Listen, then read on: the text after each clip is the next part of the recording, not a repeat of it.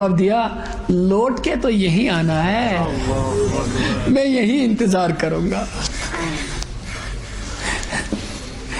اختتام سفر تو ہونے ہی والا ہے کتنی زندگی، پھر کہاں جائے گا؟ تو کیوں نہ وہاں انتظار کروں جہاں بعد میں پوچھنا ہی ہے۔ ہم کہتے ہیں نا کبھی حج میں اپنے ہمارے کہتے ہیں جو جاتے ہیں، کبھی اپنی اہلیہ سے کہتے ہیں اگر بچھڑ گئے تو یہاں پہنچنا میں یہی رہوں گا۔ تو ہم سب لوگ اگر بچھڑ گئے تو ایک جگہ تو جمع ہونا ہی ہے، وہیں ملیں گے۔ اب جہاں ملنا ہی ہے چلو سفر اسی طرف کریں۔ اب بتائیے کیا کہہ رہا تھا، کہاں تھا؟ وَتَكَاثُرٌ فِي الْأَمْوَالِ۔ اب تم یہ کہتے ہو، اب یہ ایک دور اور آتا ہے زندگی کا۔ اب اللہ نے کہا دیکھو اس کی مثال میں تم کو بتاؤں، وہ تمہارا کھیلنا، تمہارا تماشا دیکھنا، تمہارا ایسے بالوں کو سنوارنا اور اپنے بچپنوں کو زینت بنانا، اس کے بعد تمہارا جوانی میں فخر کرنا، اس کے بعد تمہارا بیٹے والا ہونا اور مال والا ہونا اور اس کو زیادہ زیادہ بڑھانے کی فکر میں لگنا۔ سن لے، سن کمثل غیث، سن تیری مثال کیا ہے۔ یہ سمجھ لے کہ آسمان سے بارش برس رہی ہے۔ اب دیکھ اس کا چٹکی میں صفایا، آسمان سے بارش ہو رہی ہے۔ یوں جب کسان بھائی بارش دیکھتا ہے تو جھومنے لگتا ہے، کھیل تماشا، لعب و لہو کے ساتھ ملا دیا۔ کمثل غیث، بارش ہوگی تو کسان کے چہرے پہ بشاشت، کہتا کہ اب تو اللہ تعالی کھیتی اگائے گا۔ اعجب الکفار نباتہ، خوش ہو گیا کہ کھیت اگ رہی ہے۔ ثم یہیج، اب جب وہ اگتا ہے نا دانا، اوپر چڑھتا ہے نا، پھر وہ کیا کرتا ہے، ایسے چڑھ گیا نا، پھر مغرب سے ہوا آئی تو مشرق کی طرف ایسے، ادھر کی ہوا آئی تو ادھر کی طرف ایسے۔ اب ذرا اس کو اس کے ساتھ ملاؤ، ادھر کی ہوا آئی تو بال کا سٹائل ادھر، ادھر کی ہوا آئی تو اس کا سٹائل ادھر۔ ثم یہیج، تم تو وہ ہو،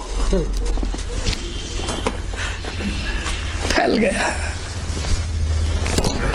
پھر آگے دیکھ، پھر آگے دیکھ،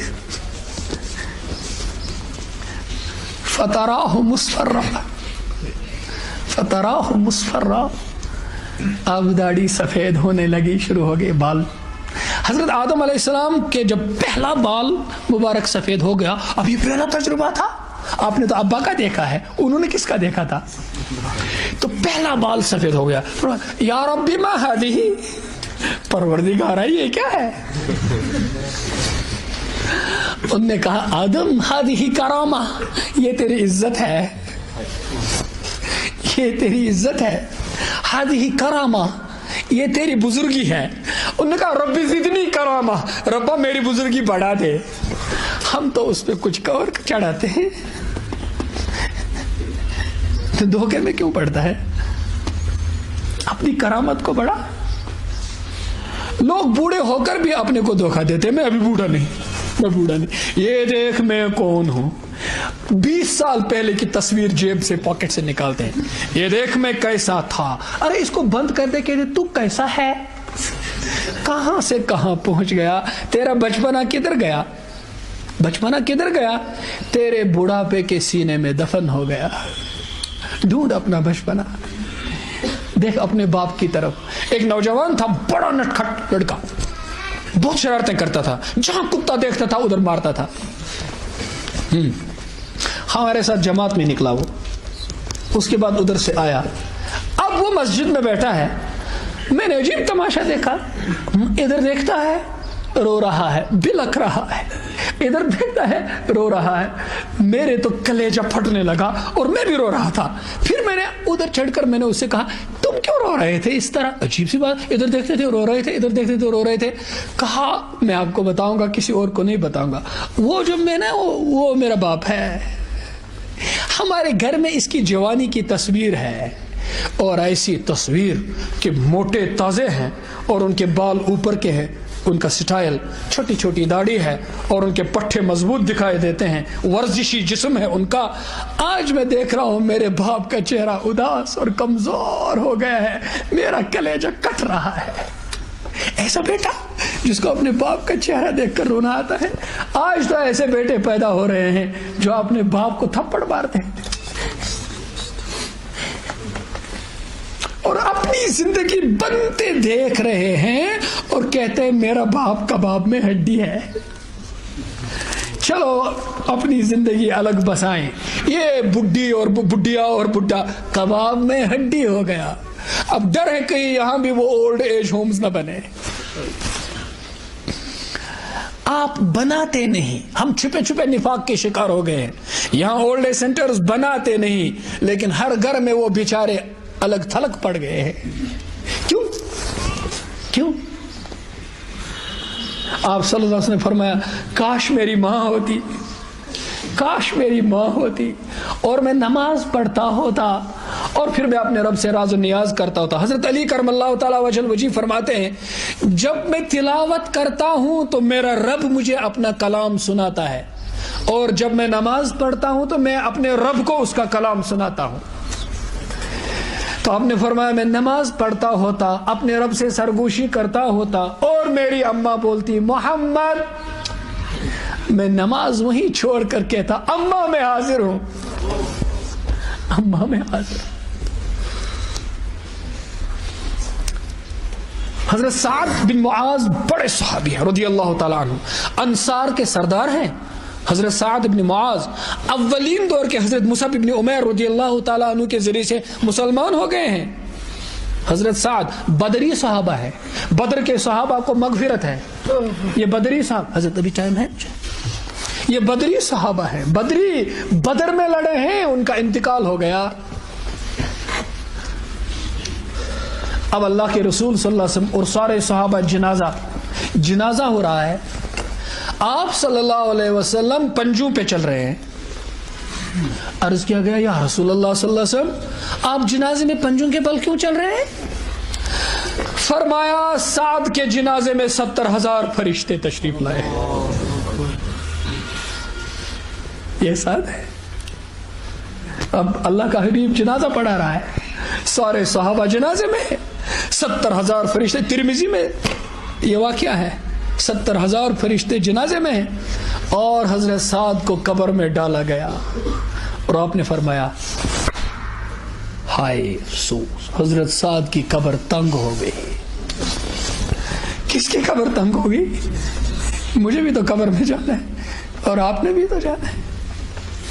کہا سعد کی قبر تنگ ہو گئی۔ ہم نے تو کبھی قبر کے بارے میں سوچا ہی نہیں ہے، مکان کے بارے میں بہت سوچتے ہیں۔ مکان میں بھی تو رہنا ہے اور قبر میں بھی تو رہنا ہے، ادھر تھوڑی دیر کے لیے، ادھر بہت دیر کے لیے، ادھر بھی بعد میں نہیں رہنا، وہ بھی ہمارا گھر نہیں۔ تو تنگ ہو گئی، ادھر تو لکھا ہے کیا بات ہے ہوئی؟ کہا کہ آپ تو مویشی پالتے تھے، گلابانی کرتے تھے، بیڑ بکریاں پالتے تھے۔ اب جو آدمی بیڑ بکریاں پالتا رہے تو کبھی بیڑ بکریاں پیشاب بھی کرتے ہیں، کبھی پیشاب کی چھینٹیں اتنی کم اٹھتی ہیں دکھائی نہیں دیتے، اگر سورج کی تھوڑی سی کرن ہو تو اس کرن کے اندر وہ دکھائی دیتی ہیں، وہ اتنی تھوڑی ہوتی ہیں، کپڑے پہ بھی دکھائی نہیں دیتی، وہ ویسے بھی معاف ہوتی ہے۔ ہمارے علماء فرماتے ہیں وہ ایسی چھینٹیں معاف ہوتی ہیں، وہ کبھی ان کو لگی تو اس کا خیال نہیں رہا، تو کہا کہ ان چھینٹوں کی وجہ سے کمر تنگ ہو گئی۔ اب یہ پڑا ہے، ایک جگہ ایک اور وجہ ہے موجود، ایک جگہ ایک اور وجہ، اس کی وجہ لکھی ہے۔ ایک اور وجہ ہے کہ ان کو ایک دفعہ بیوی نے کسی کام کے لیے پکارا، ماں نے بھی کسی کام کے لیے پکارا، تو پہلے وہ بیوی کی پکار پہ گئے اور ماں کی پکار کو دوسرا نمبر دے دیا، اس لیے قبر تنگ ہو گئی۔ لیکن وہ تو زیادہ ہوتا ہے، کیونکہ پیشاب سے دوسری حدیثوں میں بھی آتا ہے کہ پیشاب کی چھینٹوں کا خیال نہ کرنے سے قبر تنگ ہو جاتی ہے، اور آپ نے اس کا علاج فرمایا، کہا اس کا علاج ہے، تم قبر کے عذاب سے بچ جاؤ گے۔ بالکل علاج ہے اس کا، وہ یہ کہ تم سونے سے پہلے رات میں سورہ ملک کی تلاوت کیا کرو، قبر کے عذاب سے تم انہا منجیہ۔ حضرت علی فرمایا کرتے تھے رضی اللہ عنہ، جب سے میں نے اپنے پیارے حبیب سے یہ سنا کہ سورہ ملک سے قبر کا عذاب دور ہو جاتا ہے، میں نے تب سے اس سورت کو کبھی ناگا نہیں کیا، چھوڑا نہیں۔ کسی نے کہا حضرت جب جنگ صفین میں آپ تھے، وہ جنگ صفین کیا تھا اس کی تفصیل میں یہاں نہیں بتاؤں گا، کہا وہ اس رات میں آپ لڑتے رہے تو اس کا کیا ہوا؟ کہا ارے اللہ کے بندے، گھوڑے کی پیٹھ پر پڑا، گھوڑے کی پیٹھ پر پڑا، سورہ ملک پڑھتا رہا، اس کو نہیں چھوڑا۔ یہ قبر کے فتنے سے نجات دے گا۔ ہاں تو ایسے فتنے ہیں جن میں ہم ہیں۔ حضرت ابن عباس رضی اللہ تعالی عنہ فرماتے ہیں کہ نزل جبرائیل علیہ السلام علی رسول اللہ صلی اللہ علیہ وسلم، ایک دفعہ تشریف لائے حضرت جبریل علیہ السلام آپ صلی اللہ علیہ وسلم کی خدمت میں، اور پھر کہا فتنے ظاہر ہوں گے۔ اور فتنہ کسے بولتے ہیں؟ جس کے اندر، جس سچویشن میں آدمی کا ایمان خطرے میں پڑے گا، وہ فتنہ ہے۔ آج کل فتنے ہی فتنے ہیں۔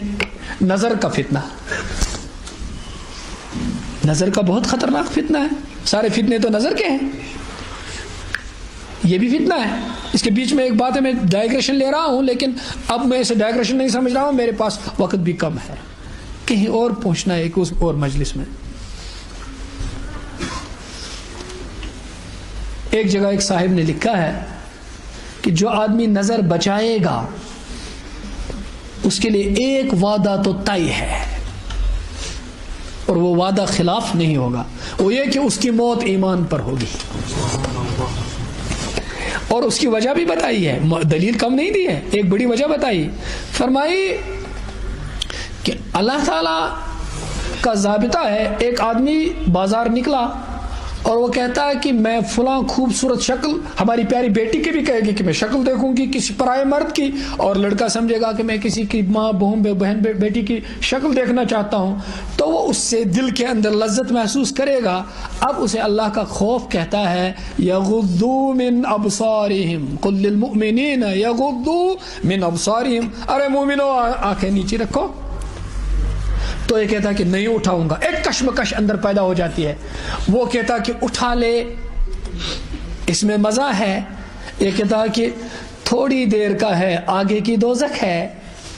مفتی محمد شفیع صاحب علیہ الرحمہ نے لکھا گناہ بے لذت، ایک کتاب لکھی ہے گناہ بے لذت، میں کتابیں بھی بولتا رہتا ہوں، ان کو لائیے گا پڑھیے گا۔ گناہ بے لذت، گناہ بے لذت کب ہوتی ہے؟ جب آدمی کر چکا ہوتا ہے، تب کتنا پچھتاوا۔ تو اب یہ کشمکش ہوگی تو اس نے روک دیا اپنے کو اور نہیں دیکھا، نظر نیچے کی، تو اس کے اندر زلزلہ ہو گیا۔ تو انہوں نے کہا جب کسی ملک میں زلزلہ، ہمارے حضرت ابھی فرماتے تھے زلزلہ، تو جب زلزلہ ہو جاتا ہے تو اس ملک کی توڑ پھوڑ ہو جاتی ہے، بلڈنگیں گر جاتی ہیں، تو اس شہر کا، ملک کا بادشاہ یہ ذمہ داری رکھتا ہے کہ اب میں ریکنسٹرکٹ کروں گا اس شہر کو، تو وہ سیمنٹ بیچتا ہے، وہ آئرن بیچتا ہے، وہ مستریوں کو ساتھ بیچتا ہے، وہ سب میٹیریل بیچتا ہے تاکہ یہاں ریکنسٹرکشن ہو جائے، یہاں ڈسٹرکشن ہو چکا ہے، یہاں پھر تعمیر نہ ہو جائے، تو وہ اس کی ذمہ داری ہے۔ اب تیرے دل کے اندر اللہ کے حکم نے زلزلہ کر دیا، تم نے نظر بچائی تو اندر تیری خواہشات کا اور حکم خدا کا اور خوف خدا کا ٹکراؤ ہوا اور زلزلہ ہو گیا، دل کی تمنائیں چور چور ہو گئی، جوانی کی سرمستیاں ٹوٹ گئی، تو اندر زلزلہ ہو گیا۔ اب اللہ کہتا ہے کیا بادشاہ اپنے ٹوٹے پھوٹے شہر کو ریکنسٹرکٹ کرے؟ میں تیرے ٹوٹے دل کو ریکنسٹرکٹ کرنا نہیں جانتا، میں نہ کروں، میں تو بادشاہوں کا بادشاہ ہوں۔ تو انہوں نے کہا اب ریکنسٹرکشن کے لیے کیا میٹیریل آتا ہے اس مومن کے دل کے لیے، اس جوان کے دل کے لیے؟ تو کہا اب اللہ ڈالتے ہیں اس کے دل کے اندر اپنی معرفت کا میٹیریل، اپنی معرفت، اپنی پہچان، اپنا تعلق اور ایسی لذت. شام کو کہتا ہے واہ واہ شکر اللہ کا میں نے بچا لیا اپنے کو. اب جو نماز میں لذت آئے گا تو ایک دن میں نعمت جو دنیا میں ملے گی نظر بچانے سے، وہ اس رات میں تہجد پڑھنے کی توفیق ملے گی. کہتے ہیں تہجد کی توفیق کس کو ملے؟ جو دن میں نظر بچائے، جو دن میں نظر بچائے. جس کی آنکھ نہ بچے وہ تہجد نہیں پڑھ سکے گا. اور آخر میں کیا ہوگا؟ موت ایمان پر ہوگی. کیوں کہا ان المعرفت اذا دخلت قلبا لا تدخل منه ابدا، کہ معرفت کی یہ صفت ہے جب ایک دفعہ کسی دل کے اندر گھس جاتی ہے تو آخری دم تک اس دل سے نکلتی نہیں. اب نظر بچانے پر معرفت آ گئی، اللہ کی محبت آ گئی، اب یہ محبت موت تک دل سے نکلے گی. ایک کشمیری شعر سنو شیخ العالم کا کہ اس کے بغیر تو میرا جی ہی نہیں کرتا. انہوں نے ایک جگہ کہا ہے صاحبو لاگئی والوشی، والوش کس چھ لاگان جانور تاکہ رٹن بہ خدا اس کیا والوش لاگو. صبح پاس ٲخرس لاگے دلچ والوش، دل تھاوے بہ ژے برونٹ کن آیتن ویت میں دلس مز، کیا میں نے اغیار سے دل کو کھا دی، ہر تمنا دل سے رخصت اب تو آ جا، اب تو خلوت ہوگی. تو دل سے یہ ساری شکلیں نکال دو. آگے صاحبو لاگئی والوشی، میں سچونی اوشی آؤ کہ مجھے تیرا شوق ستا رہا ہے. اب میں نے ساری دنیا سے محبت کی، سب نکلی نکلے، اب میں تیرے سے محبت کرنا چاہتا ہوں، سب کو چھوڑ دیا، اب مجھے تو اپنا بنا. یمو ژےٚ پتہٕ دۄہ کوٚر نٲشی تِہُنٛدُے بنیاکھ ٲشی ناو. یمو ژےٚ پتہٕ دۄہ کوٚر نٲشی، دۄہ کے معنی ہے جوانی، جنہوں نے ساری جوانی تیرے پیچھے لگا دی، تیرے دین پہ لگا دی، تجھے چاہا ساری زندگی اور جوانی میں تیری معرفت حاصل کی. تہندی بنیاک عٲشی ناو. عٲش ناو گو سُے یُس وقت وز عٲش کرنائے، یُس مصیبت وز عٲش. اب تو میرے لیے سب سے بڑی مصیبت کا وقت ہے، میری موت کا وقت. اب تہندی بنیاک عٲشی ناو، اب تو میرا عٲش ناو، اب بن مجھے، اب تیری ضرورت ہے. تو موت کے وقت وہ دستگیری کرے گا. جس قبر میں ہم نے جانا ہے، ایک واقعہ بتا دوں گا، ابھی ختم کر رہا ہوں. حضرت زینب رضی اللہ تعالی عنہ ہمارے پیارے رسول صلی اللہ علیہ وسلم کی بڑی بیٹی صاحبہ ہیں، بڑی دختر مبارکہ. ان کے شوہر مسلمان نہیں ہوئے تھے. ابو العاص جب ہجرت ہوئی تو یہ دونوں میاں بیوی مکے میں رہے. جب بدر کا واقعہ ہوا تو کفار مارے گئے 70 سے آس پاس، تو اتنے ہی قید ہو گئے. اور یہ جو ابو العاص صاحب ہیں ہمارے پیارے حبیب صلی اللہ علیہ وسلم کے داماد، یہ تو ان کی طرف سے لڑنے آئے تھے، کافروں کی طرف سے، یہ بھی قید ہو گئے. اب وہاں مشورہ یہ ہوا کہ جس کے پاس پیسہ ہوگا تو وہ فدیہ دے گا اور ہم اس کو چھوڑ دیں گے، جس کے پاس نہیں ہے پڑھا لکھا ہوگا تو مسلمانوں کے 10 بچوں کو پڑھنا لکھنا سکھائے اور اس کو بھی چھوڑ دیں گے. اب یہ ابو العاص صاحب، ان کے لیے تو مال چاہیے، مال دیں گے تو جان چھوٹے گی. ان کے گھر میں تو ہمارے آقا و مولا صلی اللہ علیہ وسلم کی دختر مبارکہ ہیں، ان کے گھر میں تو وہ ہے. جب ان کا نکاح ہوا تھا تو ہماری اماں حضرت خدیجۃ الکبریٰ رضی اللہ عنہا نے اپنا ایک ہار ان کو دے دیا تھا تحفے میں، اپنی طرف سے ایک ہار ان کو دیا تھا ہدیے میں. بیٹی تھی، بیٹی کو دیا تھا شادی کے وقت میں. وہ ہار ان کے پاس موجود تھا تو حضرت زینب نے وہ ہار اپنے ابا کے حضور بھیجا. کہا میرے پاس تو مال نہیں، میرے پاس یہ ہار ہے، میرے شوہر کو رہا کیجیے.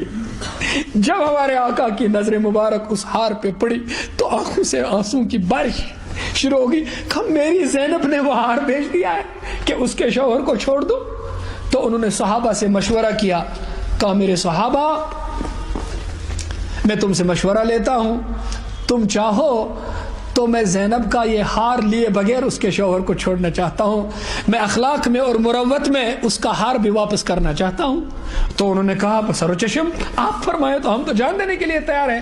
تو وہ ہار بھی واپس بھیج دیا اور ان کے شوہر کو بھی واپس بھیج دیا، اور ادھر سے کہا کہ زینب کو بھیج دینا ادھر۔ تو وہ وہاں سے نکلی، ابو جہل ملعون بدبخت نے راستے میں روکا، کہا کہ ایک تو حضرت محمد صلی اللہ علیہ وسلم کی بیٹی ہے اور دن دہاڑے جانے دیں گے؟ تو تیر مارا، وہ گھوڑے سے گر گئی، زخمی ہو گئی۔ کہا کہ رات میں لے جانا اس کو، دن میں نہیں۔ آئیں اور بہت دیر تک بیمار رہی، اس زخم سے وہ پھر صحت یاب نہیں ہوئی۔ اس کے بعد اسی زخم سے ان کا انتقال ہو گیا۔ ان کا انتقال ہوا تو قبر کے اندر آپ صلی اللہ علیہ وسلم خود تشریف لے گئے، قبر میں اتر گئے اور حضرت زینب کے نعش مبارک کو اپنے بازو میں لے لیا اور اس کو ایسے قبر میں سلا دیا۔ قبر میں سلا دیا تو یوں چہرہ مبارک صحابہ نے دیکھا، آپ کے چہرے انور پر غم اور اندوہ کے آثار ہیں، غمگین چہرہ مبارک، اداسی ہے، بہت اداسی ہے۔ اس کے بعد آپ نے سر مبارک نیچے کیا اور اس کے بعد سر مبارک اٹھایا تو بشاشت ہے۔ اب صحابہ نے سوال کیا، قربان جائیے، انہوں نے تو کھول کھول کے رکھا دیا۔ کہا اے پیارے حبیب صلی اللہ علیہ وسلم، آپ نے حضرت زینب کو سلایا تو آپ کا چہرہ اداس ہو گیا، کیا وجہ ہے؟ کہا جو ہی میں نے زینب کو قبر کے حوالے کر دیا اس کی قبر تنگ ہو گئی۔ اس کی قبر کس کی؟ ادھر جو آدھی بات رہ گئی تھی حضرت سعد کی، آپ نے پھر تسبیح و تحلیل کی تو ان کی قبر پھر کھل گئی، شکر بھی کیا اللہ کا۔ ادھر کہا ان کی قبر تنگ ہو گئی، پھر کہا میں نے اللہ کے حضور گڑ گڑایا، دعا کی، اب بشاشت ہوئی کہ ان کی قبر کھل گئی۔ اب اس کی تشریح میں ہے قبر تو سب کی تنگ ہو جاتی ہے، نیکوں کی بھی گنہگاروں کی بھی، جس کو بھی ڈالا جائے گا قبر تنگ ہو جاتی ہے۔ پھر بقدر اعمال، جس کے ایمان اور اعمال اچھے ہوں وہ پیش ہوتے ہیں تو یہ قبر کھل جاتی ہے۔ اب اس قبر کا سامان تیار کرنا ہے۔ آگے اللہ نے اس آیت کے بعد فرمایا جس میں کہا کہ تمہاری مثال تو کس کی ہے؟ ثم یہیج فتراہ، بس میں ختم کر رہا ہوں، فتراہ مصفرہ، تم دیکھتے ہو بعد میں وہ زرد پڑ جاتی ہے وہ کھیتی۔ یہ تمہارا بڑھاپا شروع ہو گیا، زرد کھیتی، ثم یکون حطاما، پھر گر کر بوسا ہو جاتا ہے، وہ تیری زندگی بوسا ہو جاتی ہے، ٹوٹ گیا، چور چور ہو گئی تیری جوانی، ختم، نحیف البدن۔ وفی الآخرۃ عذاب شدید، ابھی کہاں ہو؟ ابھی تو آگے کی زندگی ہے۔ وفی الآخرۃ عذاب شدید، اب تو عذاب شدید آگے ہے۔ ومغفرۃ من اللہ، یا دوسری چیز ہے، اور مغفرت بھی ہے اللہ کی طرف سے، ورضوان، اور اس کی رضامندی۔ تو دو چیزوں میں سے ایک کے لیے تیاری کر، اسی کھیتی میں، اسی بچپنے میں، جوانی میں، بڑھاپے میں اور کمزوری میں اور ناتوانی میں، آگے کے لیے تیاری کر۔ آگے ایک راستہ ہے عذاب کا اور ایک راستہ ہے اللہ کی رضا کا اور جنت کا۔ وَمَا الْحَيَاةُ الدُّنْيَا إِلَّا مَتَاعُ الْغُرُورِ، اور دنیا تو ہے دھوکے کا سامان، دھوکے کا، اس میں دھوکہ ہے، اس میں دھوکہ ہے۔ دنیا نے سب کو دھوکہ دے دیا، سب کو دھوکہ دے گئی۔ آگے اللہ کہتے ہیں اب تم کیا کرو گے؟ وَسَارِعُوا إِلَى مَغْفِرَةٍ مِّن رَبِّكُمْ، ارے دوڑو دوڑو، کوشش کرو، جلدی کرو، جلدی کرو، اللہ کی مغفرت کی طرف دوڑو۔ وہ جو دوسرا راستہ ہے اس کی طرف دوڑو، اللہ کی مغفرت کی طرف دوڑو۔ وَجَنَّةٍ عَرْضُهَا كَعَرْضِ السَّمَاءِ وَالْأَرْضِ، اور اس جنت کی طرف دوڑو اور کوشش کرو اور محنت کرو اور آج ہی سے لگ جاؤ، جس جنت کی چوڑائی زمین و آسمان کی طرح کی ہے۔ وہ کن کے لیے ہے؟ اعدت للذین آمنوا باللہ ورسلہ، وہ ان کے لیے تیار ہے، سور کر تیار انتظار کر رہی ہے وہ جنت جو ایمان لائے اللہ پر اور اس کے رسولوں پر۔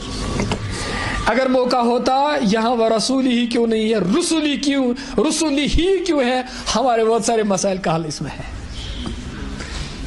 سارے نبیوں پر ایمان، سارے نبیوں پر، بہت سارے قومیں ایمان کی بات کرتے ہیں لیکن کسی نہ کسی نبی کو جھٹلاتے ہیں، تو ان کے لیے جنت کی بشارت نہیں۔ ایک امت مسلمہ ہے جو سارے نبیوں کو تسلیم کرتی ہے. یہودیوں نے حضرت عیسیٰ کو جھٹلایا, عیسائیوں نے حضرت محمد کو جھٹلایا صلی اللہ علیہ وسلم, سب کفار میں شامل ہو گئے, اور حضرت محمد صلی اللہ علیہ وسلم کے امتیوں نے سب کو تسلیم کر لیا. نجات اسی میں ہے. آپ نے فرمایا اگر آج حضرت موسیٰ بھی ہوتے اور وَأَدْرَكْتُمُوهُ, اور تم حضرت موسیٰ کو پاتے, اس سے ملتے, وَتَرَكْتُمُونِي, اور مجھے چھوڑ دیتے, لَظَلَلْتُمْ, خدا کی قسم حضرت موسیٰ کے پیچھے پیچھے حضرت محمد کو چھوڑ کر حضرت موسیٰ کے پیچھے پیچھے جا کر بھی تم لوگ دوزخ میں چلے جاتے, گمراہ ہو جاتے. وہ تو نبی کے پیچھے پیچھے ہیں, تم لوگ گمراہ ہو جاتے. ایک جگہ آیا ہے لو کان موسیٰ وعیسیٰ حیین ما وسعہما الا اتباعی, آج اگر حضرت موسیٰ اور حضرت عیسیٰ بھی زندہ ہوتے میری پیروی کرنے کے بغیر ان کو بھی چارہ نہیں تھا. اب میں آخری بات کہہ رہا ہوں, اس کی چوڑائی زمین و آسمان کی طرح کی ہے, وہ ایمان والوں کے لیے ہے. اور آگے کیا فرمایا, ذالک فضل اللہ یؤتیہ من یشاء, جس کی جوانی جس کا بچپنا اسی میں گزر جائے یہ اللہ کا فضل ہے, یہ اللہ کا احسان ہے. تو اللہ کا فضل, اللہ کا احسان, اللہ کی منت, اللہ کی دستگیری کس جوان پر ہے؟ جو بچپن سے اللہ کی عبادت میں گناہوں سے بچ گیا. اسی لیے ایک حدیث میں ہے کل عرش کا سایہ اس جوان کے لیے ہے شاب نشأ فی عبادت اللہ. ایک جگہ ہے شاب ترعرع فی عباد اللہ, جس کا بچپنا, جس کی نشو نما, جس کی اٹھان ہوئی اللہ کی عبادت کے ماحول میں. میں آخری بات کہوں گا, مصر کے ڈاکٹر یوسف القرضاوی بڑے اسکالر ہیں, ان کے تفردات بھی ہیں, انڈیویجول اوپینینز بھی ہیں. ان کو چھوڑ کر ان سے ایک کالج کے جوان نے سوال پوچھا, ان سے کہا حضرت میں کالج میں پڑھتا ہوں, 5 وقت کی نماز پڑھتا ہوں, جب کالج جاتا ہوں تو میری نظریں بچتی نہیں اور میرا وضو بھی رہتا نہیں, پھر روتا ہوں, مسجد جاتا ہوں, وضو کرتا ہوں, نماز پڑھتا ہوں اور گڑ گڑاتا ہوں, پھر لوٹ آتا ہوں, پھر اس ماحول میں پھسل جاتا ہوں, پھر مسجد جاتا ہوں, پھر نماز میں روتا ہوں, پھر کالج جاتا ہوں, پھر گر جاتا ہوں, پھر سنبھل جاتا ہوں. تو یہ سنبھلنا, گرنا, گرنا, سنبھلنا میری تقدیر ہے, میں کیا کروں؟ انہوں نے جواب دیا, میرے پاس وہ سوال بھی ہے اور جواب بھی لکھا ہوا ہے. تو انہوں نے جواب دیا تم ایسے گرتے ہو, سنبھل جاتے ہو, تم اپنی محنت نہیں چھوڑتے اور شیطان اپنا کام نہیں چھوڑتا, تم بھی نہیں ہار مانتے اور وہ خبیث تو مانتا ہی نہیں. تو مجھے یقین ہے اور امید ہے کل محشر میں جو جوان عرش کے سائے میں ہوں گے تم بھی انہی میں ہوں گے. مجھے اس کی امید ہے. تم گر کر سنبھلنا نہیں چھوڑتے اور وہ سنبھال کر تجھے گرانا نہیں چھوڑتا, تو اس کشمکش میں اللہ تعالیٰ آگے تیری دستگیری چھوڑو مت, چھوڑو مت. یہ کیا کریں, آخری کہتے کہتے آخری ہی نہیں بن پاتی, کیونکہ یہاں آخری ہے ہی نہیں کچھ, ہے ہی نہیں کچھ آخری. اب آپ کا اشارہ ملے گا تو میں کر دوں گا. ایک آفیسر ہیں ICS آفیسر, میں بس ختم کرتا ہوں, میری اب حیثیت بھی نہیں, میں یہاں کھڑا رہا ہوں. ایک جموں پروونس کے وہ تھے, وہ پنچ کے تھے. آپ ان کی کتاب پڑھے, 1500 سال سے زیادہ صفحات کی کتاب ہے, قدرت اللہ شہاب کی کتاب ہے. انہوں نے کتاب لکھی ہے شہاب نامہ. تعلیم یافتہ طبقے میں آپ حوالے بھی دینے پڑتے ہیں کتابوں کے. انہوں نے اپنے توبے کی واقعات لکھے ہیں. آج جس کو ہم IAS آفیسر کہتے ہیں اس زمانے میں ICS آفیسر کہتے تھے. تو وہ وہی تھے. وہ کہتے ہیں کہ میں سرکاری ملازم تھا, تو میرے توبے کا واقعہ یہ ہے کہ میں ایران چلا گیا. ایران کے ایک ہوٹل میں ہمارا رہنا تھا, تو جب اس ہوٹل میں, شیراز جگہ, تو اس ہوٹل میں جب جانا ہوا تو اس کے دہلیز کے سامنے جو اس کا دروازہ تھا, سامنے کا فرنٹ ڈور تھا, اس پر ایک شعر لکھا ہوا تھا. ہوٹل کے سامنے شعر لکھا تھا, بازا بازا ہر آنچ ہستی بازا, گر کافر و گبر و بت پرستی بازا, ای درگاہ ماں درگاہ نا امیدی نیست, صد بار اگر تو بشکستی بازا. تو کیا مانے اس کے, ارے لوٹا لوٹا, تو چاہے کس حال میں پڑا ہوا ہے لوٹا, چاہے تو گر کافر ہو, گبر ہو, گبر آتش پرست, بت پرستی بازا, لوٹا. تو تو نے آتش پرستی کی ہو, بت پرستی کی ہو, لوٹا. ای درگاہ ماں درگاہ نا امیدی نیست, یہ میرا دربار مایوس ہونے کا دربار 100 بار اگر توبہ شکستی بازا. تم نے آج تک 100 دفعہ توبہ کی ہے کہ نہ میں نہ ایسے کروں گا, پھر باہر نکل کر توڑ دی, 5 منٹ میں توبہ توڑ دی, کر لی توڑ دی, کر لی توڑ دی, کر لی توڑ دی. آج ایک بار اور کر لے, میں تیری توبہ قبول کر لوں گا.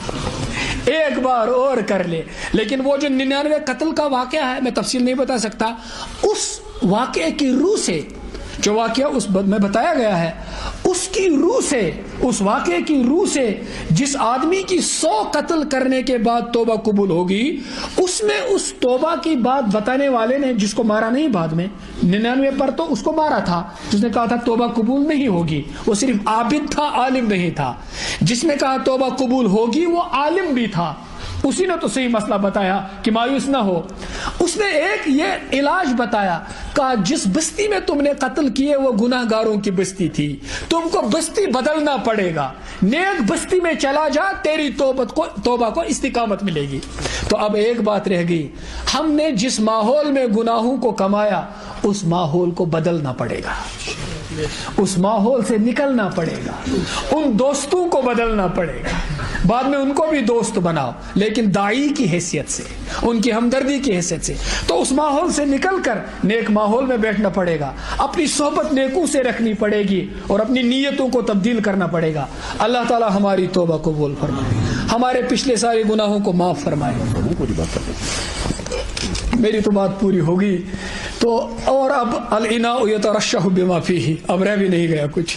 تو میرے دوستو, اب تھوڑی دیر کے لیے میرا دل چاہتا ہے کہ اس کرسی پہ بیٹھنے کے بعد سے اور اس دم تک جب میں ابھی اٹھ رہا ہوں, اٹھنے سے پہلے میں بھی جس چیز کا محتاج ہوں میں اللہ سے مانگ لوں, آپ بھی اللہ سے مانگ لیں, مختصر توبہ کریں اللہ کے دربار میں.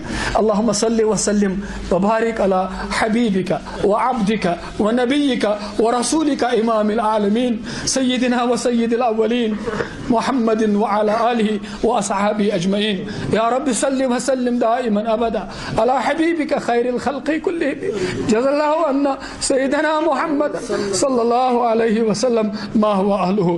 اے اللہ ہم سب گناہ گار ہیں, اور آپ ہی نے فرمایا تم سب گناہ گار ہو, کلکم خطاؤون, اور ہم سب اپنی خطاؤں کا اعتراف کرتے ہیں. اور آپ نے کہا ہے کہ بہترین گناہ گار وہ ہے جو میرے سامنے آ کر کے گڑ گڑائے, اپنے گناہوں کی معافی مانگے, اور پھر آپ نے کہا جو معافی مانگ کر نکلے گا ایسا ہے جیسا اس نے کوئی گناہ کیا ہی نہیں تھا.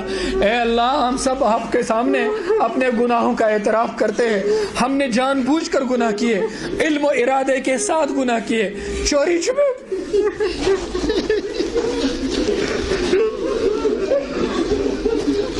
ہم جانتے تھے یہ گناہ ہے اور ہم نے کیے, ہم کبھی جانتے بھی نہیں تھے گناہ ہے, لا علمی میں کیے, سب کے سامنے کیے, جری ہو کر کیے, چھپ چھپ کر کیے, نفاق کی حالت میں کیے. اے اللہ ہم تیرے سامنے آ کر کے سارے گناہوں کا, جتنا رونا ہم محشر میں روئیں گے ہم پہلے ہی رونا کرتے ہیں, ہم پہلے ہی روتے ہیں, جتنا افسوس وہاں کریں گے ہم پہلے ہی افسوس کرتے ہیں. یا اللہ اس افسوس کے ساتھ تیرے دربار میں تیرے حبیب کو وسیلہ بنا کر تجھ سے مانگتے ہیں, ہمارے سارے گناہوں کو معاف فرما, ہمارے سارے گناہوں کو معاف فرما, ہماری توبہ قبول فرما, ہم سب کی توبہ قبول فرما, ہم سب کی توبہ